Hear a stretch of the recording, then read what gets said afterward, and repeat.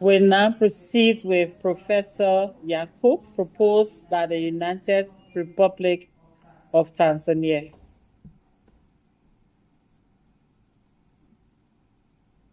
Honorable Chairperson, Dr. Luis Mapel Poto, Honorable Ministers, Dr. Chikwe Kuhezu, Regional Director, ADIM, Interim, ladies and gentlemen, all protocols observed. A very good afternoon. Bonjour, bon dia, jambo. At the outset, allow me to begin by thanking the WHO-Afro Region Committee for giving me the rare opportunity and privilege to be one of the contestants for the position of the Regional Director. I would like also to pay tribute to a truly distinguished colleague, Dr. Faustin Ndungulile, the former Regional Director-elect. His ultimate passing is what necessitated this electoral process. His memory will continue to inspire us. I sincerely thank every one of you who offered their condolences. Honorable Chairperson, as introduced, I am Professor Mohamed Yakub Janabi. I bring with me 30 years of experience in health and leadership. From humble beginnings as a young GP, I rose through the ranks to become a prominent healthcare executive, public health specialist, a cardiologist, scientist, health diplomat, a researcher, academician, and author. I'm very much aware of the health challenges facing the people of our continent. I've lived them. I'm currently dealing with them every day during my practice. Honorable Chairperson, in my extensive work in public health and leadership, I've always been driven by the vision and ambition to have a healthier, more resilient, and prosperous Africa. I believe I can make important contributions if elected, guided by Sustainable Development Goals, Global Program of Work 14, and Africa Health Strategy. I uphold health as a human right for all, including people with disabilities, while embracing gender equity and equality. I'm committed to ensuring universal access to quality healthcare and strengthening health systems to meet the needs of the present and future generation. Honorable Chairperson, I commend the WHO in collaboration with the government and other stakeholders for its outstanding work in improving health outcomes and well-being, as evidenced by the significant progress made across various health indicators. However, today, Africa stands at a turning point in its history because of the complex challenges that call for an urgent and collective action. These include financial crisis we see, geopolitical instability, impacts of climate change, infodemics, the growing issue of antimicrobial resistance, the pressing realities of pandemics, and other public health emergencies. Honorable Chairperson, I've been a senior advisor on health policy and nutrition to the former President Jakaya Kikwete for 10 years, from 2005 to 2015, and currently to President Samia Suluhu Hassan. I've had the opportunity to advise the highest political office in our country on the transformative needs in the health sector. This position has allowed me to spearhead initiatives which have impacted positively in the fight against health crises and establishment of systems that continue to deliver tangible results. So what qualifies me for this service opportunity? I believe that Africa, where it stands today, deserves a leader who not only has the vision, but also the proven ability to deliver results with efficiency and transparency. The challenges we face as a region today demand a bold and practical leadership. Someone who understands the realities on the ground, someone who can work with government and other stakeholders to mobilize resources, and someone who can create tangible partnership to address them. I believe I'm such a leader.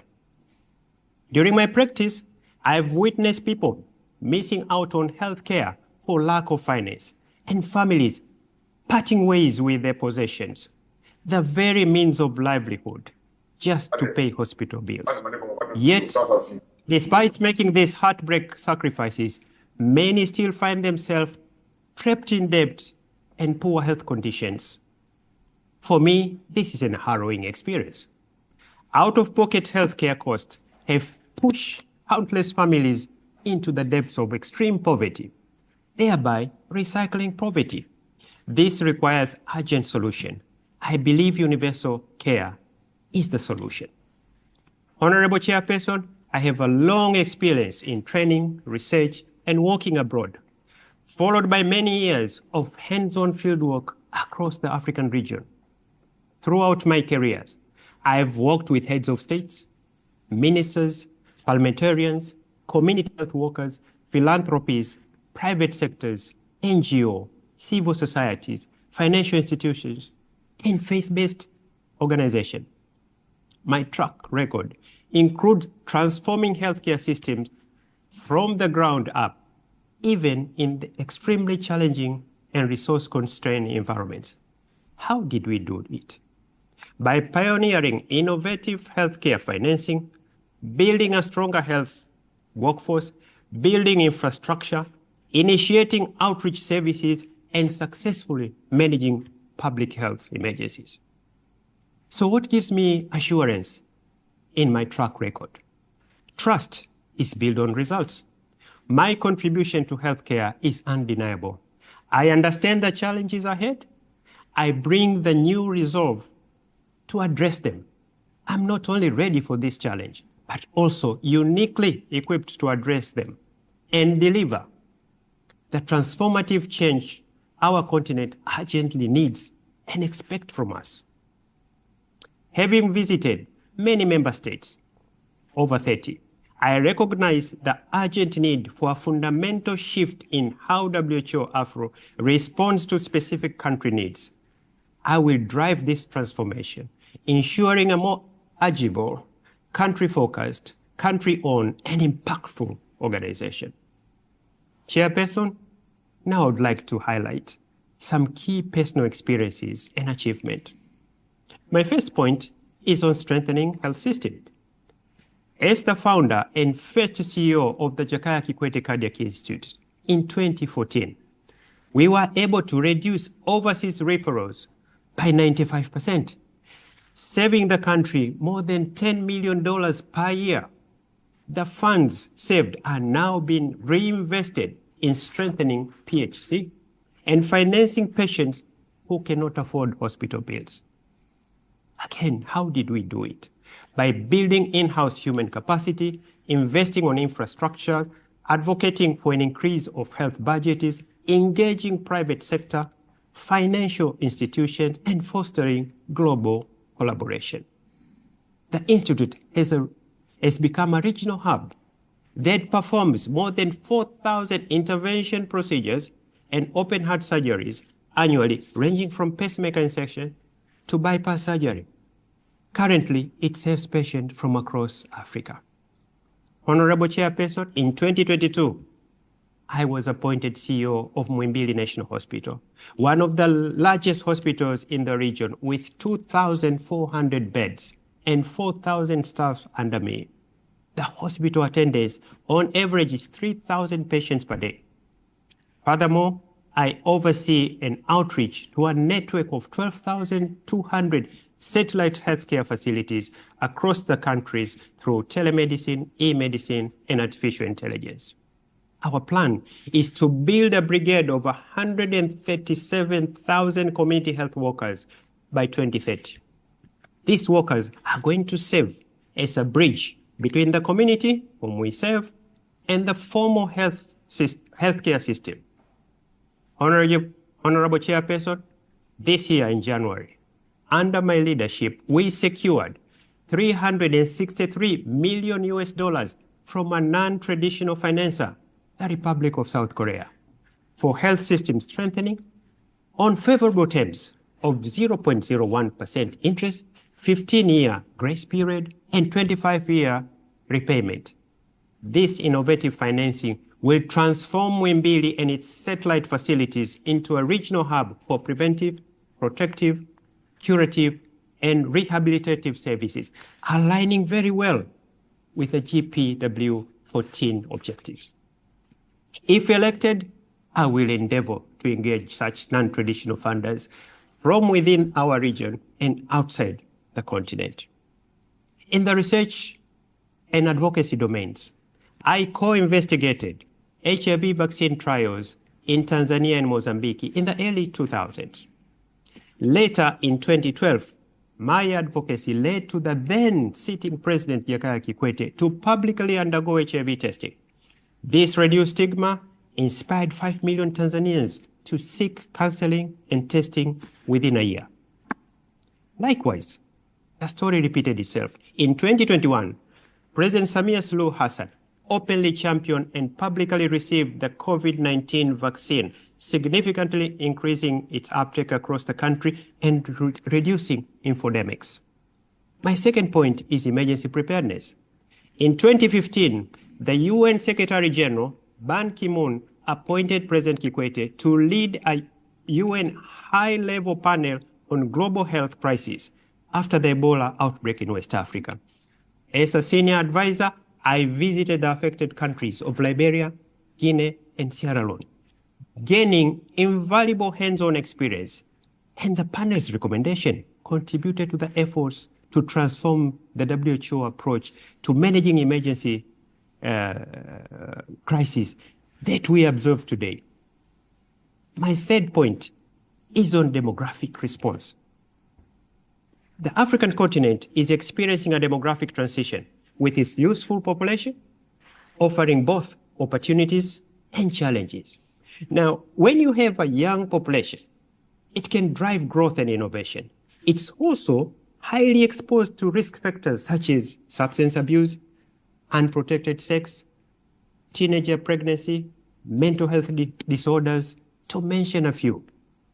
On the other side, as the population ages, it is crucial to prepare our healthcare systems to address the needs of older generation. My fourth point is on fresh perspective. I am ready to champion fresh ideas and innovative approaches that can revitalize our organization and drive impactful reforms. My work in Tanzania, advancing PHC, along with my experience abroad, has given me a first-hand insight into the barriers to healthcare access and the profound impact on our communities. Honorable Chairperson, the challenges ahead are so broad and multifaceted. A member state or any organization cannot manage on their own. To address them effectively, we must act together in bilateral and multilateral relationship. I'm committed to addressing the challenges by focusing on my 7 key priorities presented in no particular order. My first priority is universal health coverage and the SDGs. With less than 5 years remaining to achieve the SDGs, many indicators show we are off track on achieving them. In our region, for example, the universal health service today is 46, while the global index, 68. Globally, today, 4.5 billion people lack full access to essential health services, half of the world, with 1 billion experiencing catastrophic out-of-pocket expenses, pushing families into poverty. I'm committed to the achievement of universal health coverage. My second priority is sustainable financing. Our current financing model faces persistent challenges, worsened now by the acute shift of global financing policies. Currently, 80% of the WHO budget relies on voluntary contribution, many of which limit our autonomy of earmarking because of earmarking. Member states' assessed contribution is only 20%, and sometimes even less. So sincerely, I support efforts to increase the assessed contribution, which is going on. As for supporting member states, mitigating the catastrophic decline in external funding, I will work with governments to secure diversified funding through health insurance schemes, public-private partnership, blended financing, debt for health swaps, and global debt cancellation. This will help bridge resource gaps and offers our region a valuable opportunity to establish a resilient, self-sustained health financing system. My third priority is strengthening emergency preparedness. We must strengthen our health system through strong health workforce, disease surveillance, intelligence system, enhanced rapid response mechanism, cross-border cooperation, and sharing the best practices. My priority will include championing of implementation of the amended IHR and supporting the development and implementation of the pandemic accord. My fourth priority is maternal child health and nutrition. Africa bears 70% of the maternal deaths, 56% of under 5 deaths worldwide. Additionally, the high prevalence of stunting compounds these challenges with profound implications for the continent. However, amidst these grim statistics, there is a beacon of hope. In Tanzania, maternal mortality dropped by an impressive 80% between 2015 and 2022, a testament to the transformative power of primary health care and strong political commitment. In recognition of her able leadership in this, President Samia Suluhu Hassan was awarded the prestigious Goalkeeper Award in 2024. My fifth priority is combating communicable, non-communicable, and neglected tropical disease. Through robust disease control strategies, promotion of healthier lifestyle, and a One Health approach that recognizes interconnectedness of human, animal, plant, and the ecosystem, I will work with the governments and partners to address the high burden of these diseases by implementing a comprehensive cross-sector strategies for prevention and control. My sixth priority is tackling antimicrobial resistance. Now, this is a crisis unfolding in a slow motion. Currently, it's responsible for 1.2 million deaths annually. This is compounded by the lack of surveillance data in 40% of our member states, leaving gaps in understanding the extent of the problem. I will support the establishment of the regional databases and efforts to combat the crisis. My seventh priority is building local manufacturing capacity. What did COVID teach us? COVID revealed critical gaps in our local capacity to manufacture diagnostics, therapeutics, and vaccines. Over 90% of these public health products are imported, and this heavy reliance poses a significant threat to our region, to both supply chain stability and health security. Hence, boosting local production is the key to economic growth. I believe it's high time to involve our non-traditional partners, including the diaspora healthcare world, who can contribute significantly through expertise, training, and mentorship, thereby strengthening health systems and promoting sustainable development. I'm a living example. I'm a Tanzanian diaspora. I will leverage health diplomacy to catalyze health system strengthening, partnership, and elevating Africa leadership in global health governance. Honorable Chairperson, allow me to conclude by extending my heartfelt congratulations to Dr. Moet and our team for the inspiring leadership and outstanding contribution, to all WHO-Afro member states, WHO staff at all levels, and collaborating partners. If elected, I look forward to working with you.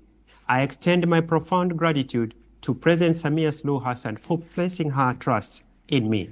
I humbly ask you for your vote on the 18th of May 2025. Together, we can shape a brighter future for Africa. Together, we can have the power to transform our mother Africa. Thank you. Merci beaucoup. Muito obrigado. Asanteni sana.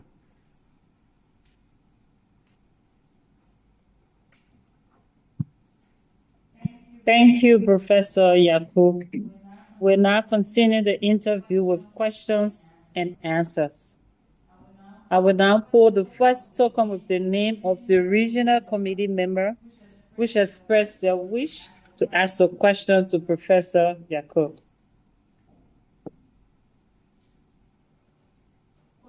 Côte d'Ivoire.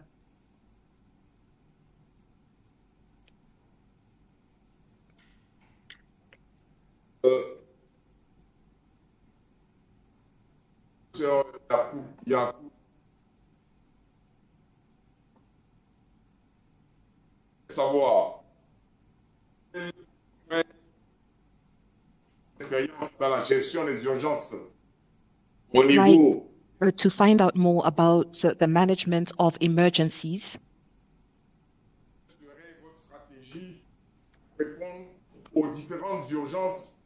What would your strategy be to respond to the various emergencies?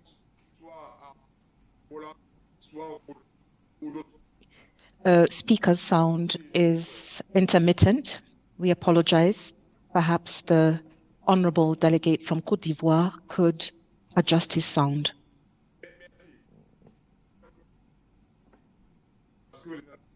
So can we come back to Côte d'Ivoire after we ask another member state to ask a question? Je suis audible maintenant. I will now give the floor to Ghana to ask the question.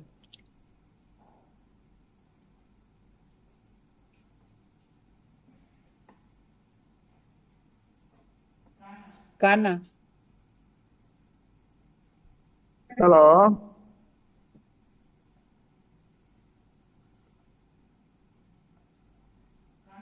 Ghana.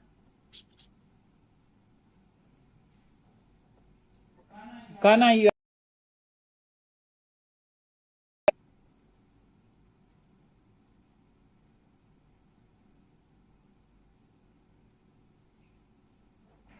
Yes, I just want to thank you for the opportunity to ask this question from the Ghana team to our candidate. I want to thank you for the lucid presentation. But straight to the point, I just want to ask Prof, in a brief sentence, what legacy would you like to leave as WHO-Africa leader who is trying to lead the region? And also, how would you measure the impact of your leadership on the health and the well-being of the people of Africa? As our leader for the region, and how would you measure the impact of your leadership on the well-being of our people in the African continent? Thank you very much. Honorable Chairperson, thank you for the question. A very good question from Ghana. My answer with this, what legacy do I want to bring?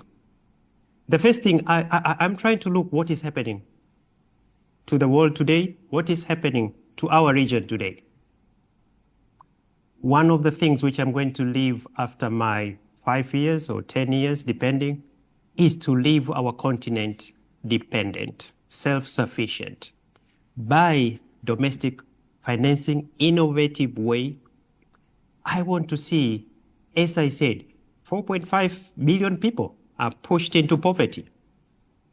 Majority of these people live in our continent. It concerns me. Do we have a way to get out of this? Yes. By being independent, by increasing our workforce. We have to invest on community health workers. Because if we are talking of primary health care, which is a backbone of universal health coverage, we have to prevent the disease. And the only way we can do it is by strengthening Africa workforce for transformation. I would employ innovative strategies to build a resilient health workforce, particularly the community level. empower the community health workers, enhance retention and motivation. Why our people are leaving? Motivation, one of them, infrastructure has to be better, has to be equipped. By task shifting, we have to invest on education and research, expanding, because we are talking of evidence-based medicine. We have to foster on our regional collaboration. I'm going to invest on mapping. What is Ghana having, which Tanzania doesn't have? What is ECOWAS having, which East African Community doesn't have it? Or the regional economic communities. We have to work with Africa CDC, the African Union, and strengthen our policies, which will help countries to develop national workforce strategies, advocate on increased government support and resources for health. Look at Abuja Declaration, more than 2 decades now. So what can we do? And in order to fill the gap, one of the approaches which I suggested in my manifesto, we have to have a discussion on debt relief. Because now, our region, we are using a lot of money servicing the debts. Can we do debt swaps? Debt for health? So these are very crucial. But if you look on what is happening now, I think one among is planning. What actions can be taken immediately?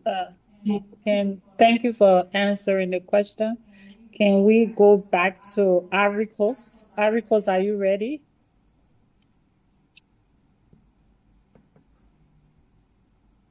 La Côte d'Ivoire est prête. Est-ce que vous m'entendez correctement? Côte d'Ivoire is ready. Can you hear me clearly? Asks the speaker. Thank you. Yes, we are hearing you. I would like to ask a question to the colleague from Tanzania. What is your experience in handling health emergencies?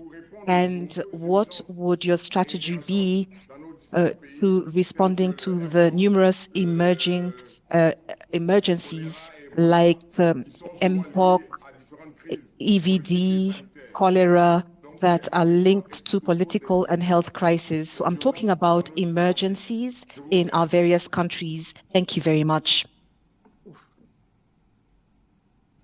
Honorable Chairperson, Honorable Minister from Côte d'Ivoire, addressing health securities, threats such as pandemics, which you have just imagined, emerging diseases, antimicrobial, requires a robust leadership, a coordinated one with a One Health approach, and very well-resourced systems to effectively detection and response. Now, I'm a living example. 2023, Tanzania had Marburg. This year, the one which I'm talking, we have Mpox, which we have just declared. So what have we done? First is strengthening our health security system. So we're collaborating with member states to build capacities in disease surveillance, laboratory and diagnostics, rapid response, and this is exactly what we did. We had regular simulation, and after action reviews, we had a lot of stockpiles in the regional, so we didn't have to run. I'm living in Dar es Salaam, for example. The place where Marburg occurred is 1,400 kilometers. So enhancing the regional stockpiles, logistic enhancement, it helped very much in managing Marburg and Mpox outbreaks in 2023 and 2025. The regional collaboration is very important because in October, there was an outbreak in Rwanda. So we have to approach it in a multi-sectorial way, in a One Health approach. Building our own capacities, this is very important. Health workers development, scalable emergency response system, I spoke about fostering the regional and international collaboration, monitoring, ensuring accountability, and establishing metrics for preparedness. So engaging the community and the risk communication, it's very crucial in facing the pandemics. Because of time, I haven't spoken about can prepare any country about the surveillance. I spoke in my manifesto. We have to increase the intelligence which will help us in rapid response.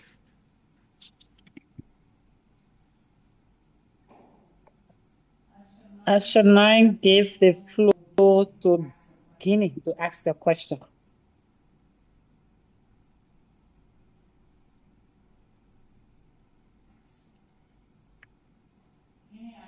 Guinea, are you there?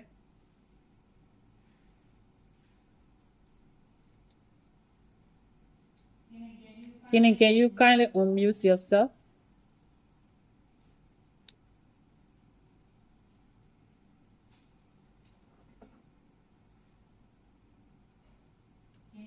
Guinea? Please check and see if you are muted. I will select another member state and come back to Guinea later. I will now give the floor to Zimbabwe to ask the question. Thank you, Chair. Thank you, Dr. Janabi, for the presentation. The looming challenge of antiretroviral therapy following the United States government promulgation is a reality. What measures can be put in place to ensure equitable access to ARVs for the marginalized population, especially the low resistance in low resource settings? Secondly, how all changes in policy affect the affordability of ARVs and patients, and what can be done to mitigate from the financial barriers created? Thank you.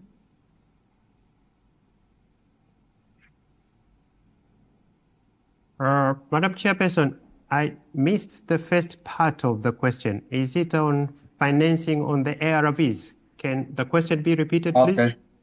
Sorry.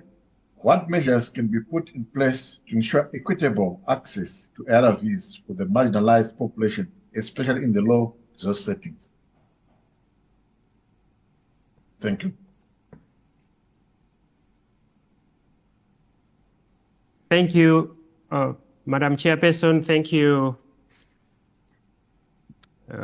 Minister or Delegate from Zimbabwe, for the question, what can we do to put in place for the marginalized people who are very important, and is in my manifesto too. So I think the first thing I'll go to is address the primary health care. Because where do these people live is in the community. So addressing primary health care and universal health coverage requires a comprehensive approach. I do have first-hand experience working with two presidents, 13, 14 years now. Just to cite a few examples, the past few years, we have built about, around more than 8,000 centers. So what do these centers do? One, it will strengthen the foundation of PHCs, invest in community health workers, equip the primary health care facilities, promote telemedicine where it's far to reach these digital people. But crucial, which we are in crisis now, advocate for increased domestic financing. Budget allocation, encourage the government to allocate the Abuja Declaration, which was 15%.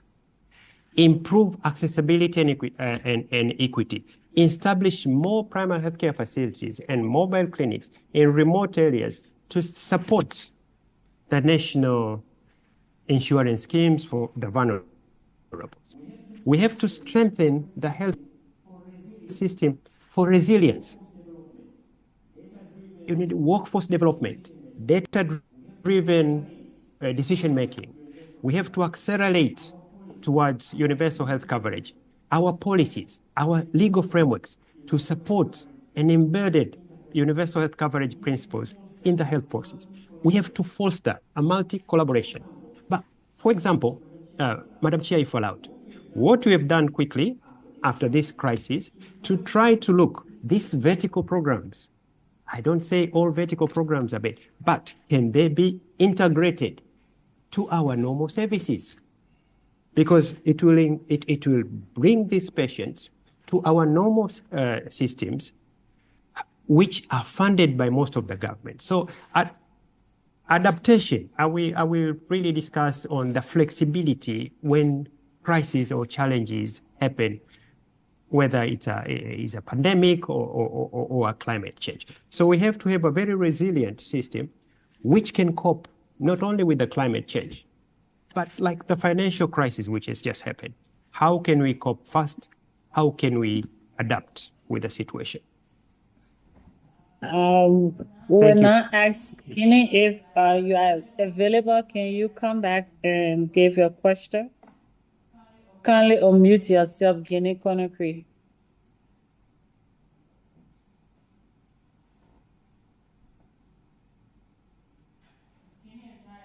If Guinea is not available, I will. Hello? Hello? Yes, hello? Hello? We can hear you. Oui, allô? Oui, bonjour à tous. Félicitations. Greetings to everyone, and I'd like to congratulate all the candidates who've made their presentation. I'm the Minister of Health from Guinea. I hope you can hear me. Can you hear me? Kindly confirm. Yes, we are hearing you. D'accord, vous m'entendez? Thank you. I have a question for the candidate regarding financing of the health sector. From 2001 in Abuja, governments were supposed to allocate 15% of their national budget to health. Unfortunately, not all countries have honored the 15% pledge.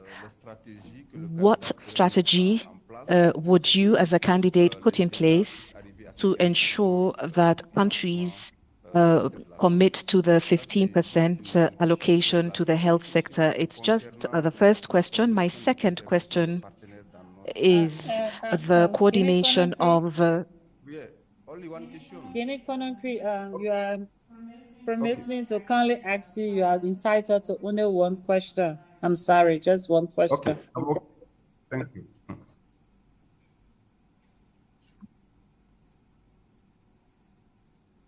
Thank you, Honorable Chairperson. Thank you, Minister from Guinea Conakry, for a very valid and important question to our region.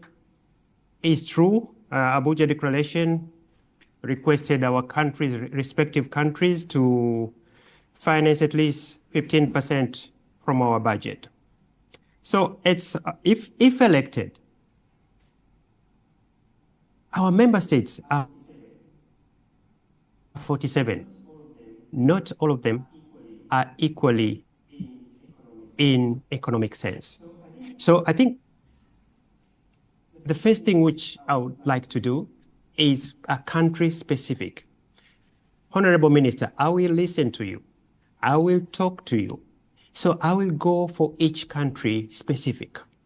For example, there are countries I'm going to engage them in strategic resource mobilization. Work to diversify our funding sources by engaging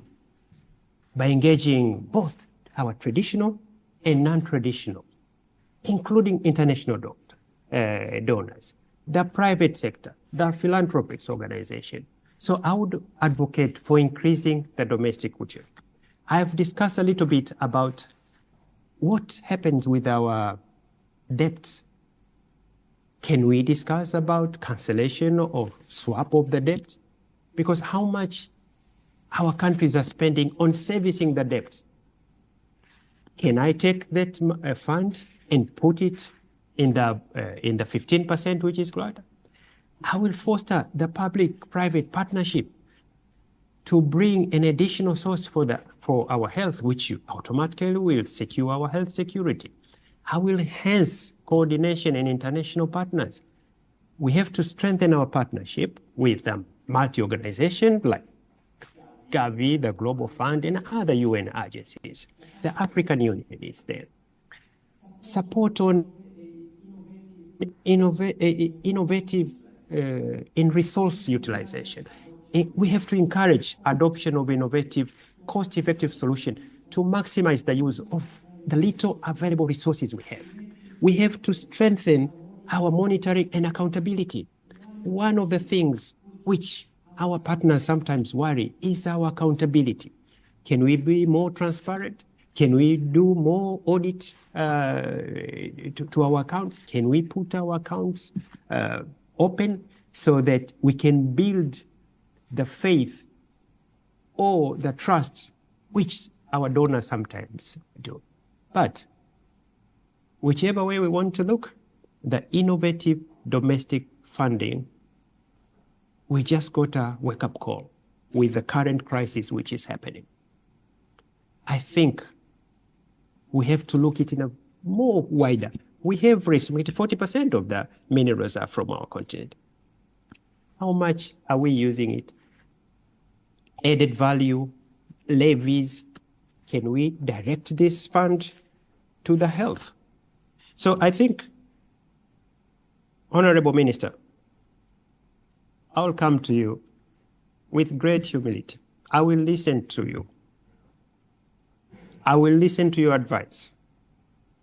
But together, I think there is a way for our region to be more financially self-sufficient.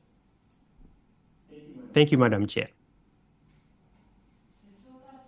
Time for this interview has been exhausted. Thank you very much, Professor Yako, for being with us today. We're now